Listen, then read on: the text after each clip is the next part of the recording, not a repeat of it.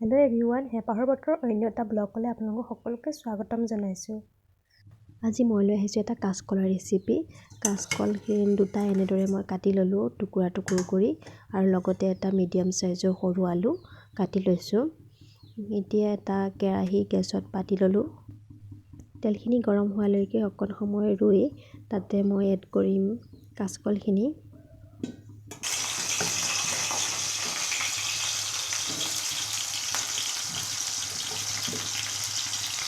কাচকলখিনি মই প্ৰথমে ফ্ৰাই কৰি ল'ম।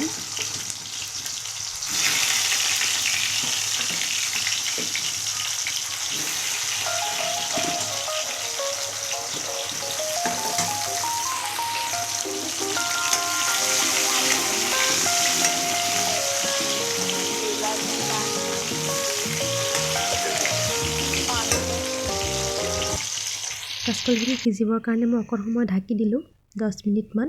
তাৰপিছতে উদঙাই পেলাই চাইছোঁ মোৰ এয়া ভাজি হৈ গ'ল। এতিয়া কাঢ়ি থৈছোঁ।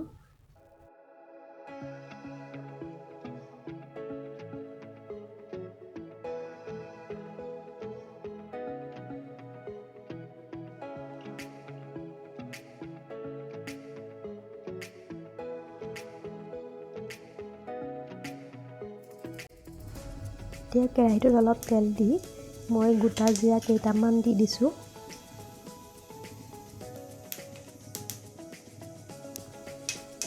এতিয়া এটা শুকান জলকীয়া দিছোঁ।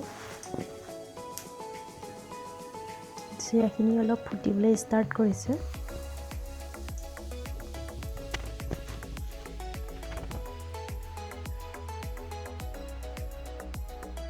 এতিয়া অকণমান ৰঙচুৱা হওঁতেই মই ইয়াতে এটা আদা নহৰু পেষ্টখিনি দি দিছোঁ।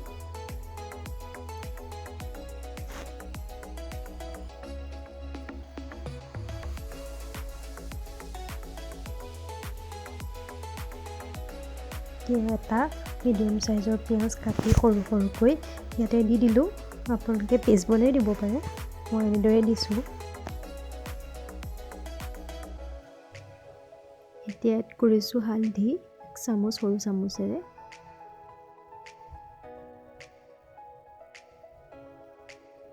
ধনিয়া গুড়া 1 চামুচ।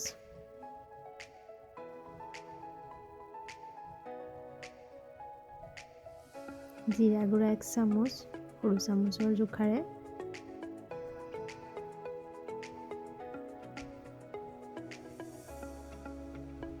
ৰেড চিলি পাউডাৰ 1/2 চামুচ।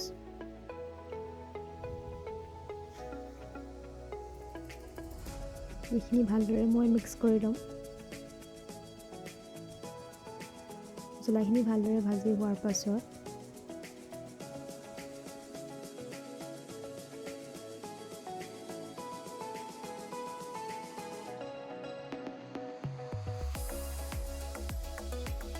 ইয়াতে এড কৰিছোঁ মই বিলাহী সৰুকৈ কাটি লৈছোঁ। আপোনালোকে পেষ্ট বনাই ল'ব পাৰে। এটা মিডিয়াম চাইজৰ বিলাহী মই কাটি এনেদৰে দি দিলোঁ। ইয়াতে অকণমান মই চেনি এড কৰিছিলোঁ, আপোনালোকক দেখাবলৈ নহ'ল।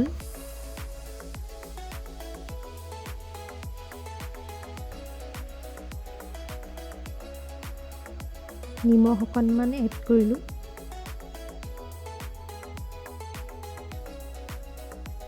মছলাখিনি ভাজি হোৱাৰ পাছত মই ইয়াতে কাচকলখিনি দি দিলোঁ আৰু অকণমান লৰাই পেলাই ইয়াতে মই এড কৰিম অকণমান পানী এড কৰিম। ইয়াতে ভাজা হৈ গৈছে, সেইকাৰণে অকণমান পানী এড কৰিলোঁ।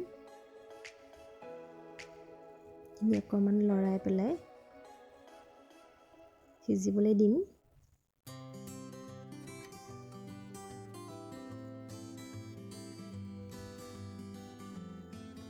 সিজিবৰ কাৰণে অকণমান মই ঢাকি দিলোঁ। এয়া চাওক, ঢাকি পেলাই মই দাঙি চাইছোঁ, হৈছেই প্ৰায়।